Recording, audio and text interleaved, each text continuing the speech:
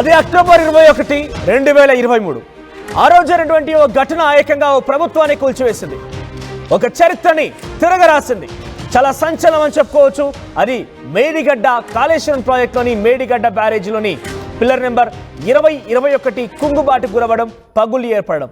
ఆ సంఘటన ఏకంగా బీఆర్ఎస్ పార్టీ ప్రభుత్వాన్ని కూల్చేసిందంటే అతిశయోక్తి ఏం కాదు.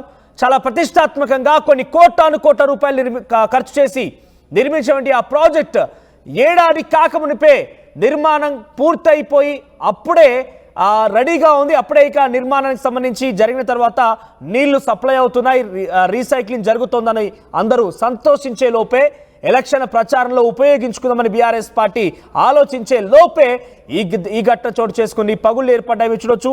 అయితే ఆ తర్వాత ప్రభుత్వం మారిపోయింది, కాంగ్రెస్ పార్టీ అధికారంలోకి వచ్చింది. ఆ తర్వాత పగుళ్లకు సంబంధించి రిపేర్ చేసేందుకు ఎలా ఉంటుంది ఏంటనే విషయం పైన ఎన్డీఎస్ఏ అధికారులతోని ఒక ప్రత్యేకమైన కమిటీని అక్కడ పర్యవేక్షణ కమిటీ ఏర్పాటు చేసింది. అయితే present NDSA national dam safety authority అధికారులు కాళేశ్వరం ప్రాజెక్టులోని మేడిగడ్డ బ్యారేజ్ దగ్గర అయినటువంటి ఈ ఘటన పైన పూర్తి నివేదికను తయారు చేశారు. ఆ తుది నివేదికని కేంద్ర ప్రభుత్వానికి సమర్పించారు నేషనల్ డ్యామ్ సేఫ్టీ అథారిటీ అధికారులు. అయితే ప్రాజెక్ట్ భవితవ్యం పైన ఎన్డీఎస్ఏ ఇచ్చినటువంటి ఆ సిఫార్సులు కనుక మనం పరిశీలిస్తే మేడిగడ్డ బ్యారేజ్ 7వ బ్లాకు మళ్ళీ కూల్చేసి మళ్ళీ కట్టాల్సిందట.